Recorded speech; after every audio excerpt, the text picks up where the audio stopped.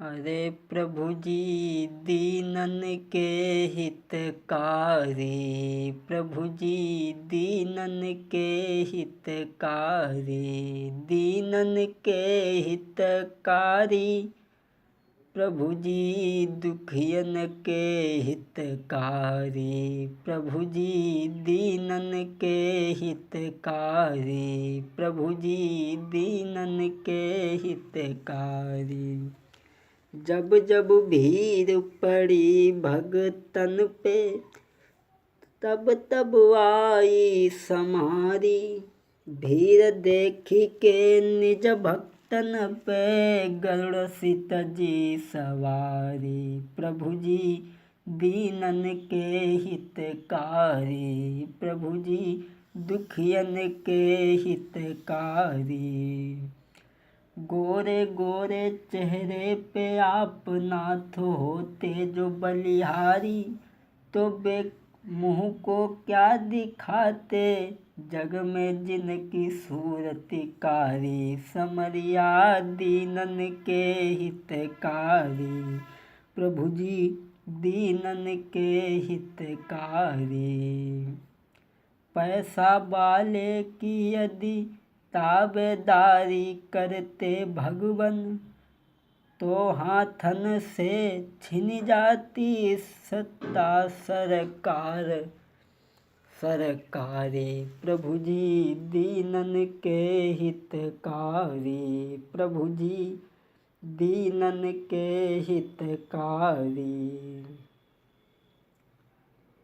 नक्शे में जब देखा तो संसार नजर आया, भगना इधर उधर का बेकार नजर आया।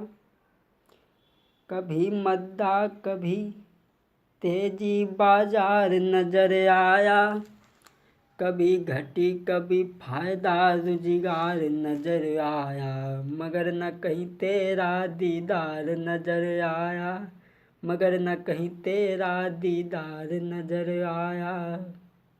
हाँ भक्तों, आज मैं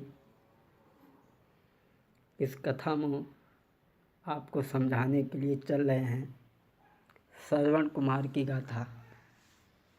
इसमें आप सुनेंगे कि एक माता पिता के भक्त ने किस तरीक़ा से अपने माता पिता को यात्रा करवाई। अयोध्या के बीच में एक बड़े ही अच्छे राजा हुए हैं। कैसे राजा थे?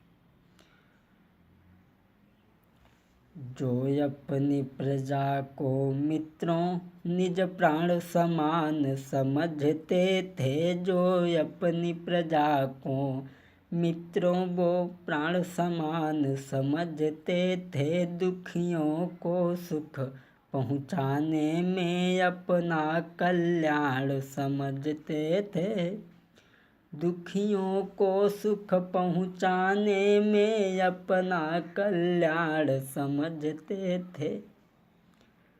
दिन गरीब की टेर सुने ऐसे वो भूप कहलाते थे। अयोध्या के बीच में महाराज दशरथ हुए हैं, जो अपनी प्रजा को बड़ा ही प्रेम देते हैं। एक दिन उनकी सभा में श्रवण कुमार का आना हुआ और दशरथ के पास में गुरु वशिष्ठ को देख करके श्रवण कुमार ने हाथ जोड़ करके जिस समय प्रणाम की है, ए पहली बार प्रणाम मेरा पितु मैया को, दूजा प्रणाम है प्रेम सहित जन्म भूमि सुखदाता को, दूजा प्रणाम है प्रेम सहित अरे जन्म भूमि सुखदाता को, तीजा प्रणाम है प्रेम सहित पृथ्वी और परमेश्वर को, चौथा प्रणाम गुरु वशिष्ठ को, पंचम प्रणाम दशरथ राजेश्वर को। प्रणाम करके और जब देखा है गुरु वशिष्ठ ने तो श्रवण कुमार को अपने पास में बुला लिया, बेटा इधर आओ। और क्या बोली, निज मात पिता के परम भक्त, ओ बेटा तनिकुई धरे अइयो। निज मात पिता के परम भक्त, ओ बेटा तनिकुई धरे अइयो।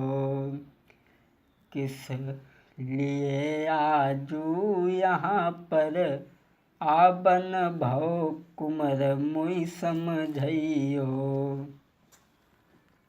जैसे ही वशिष्ठ ने देखा तो अपने पास में बुला लिया और कहने लगे, यहाँ पर आज तुम्हारा आना कैसे हुआ।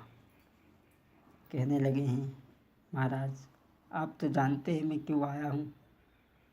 और आज श्रवण ने अपनी आँखों में नीर भर कर के कहा है, गुरुजी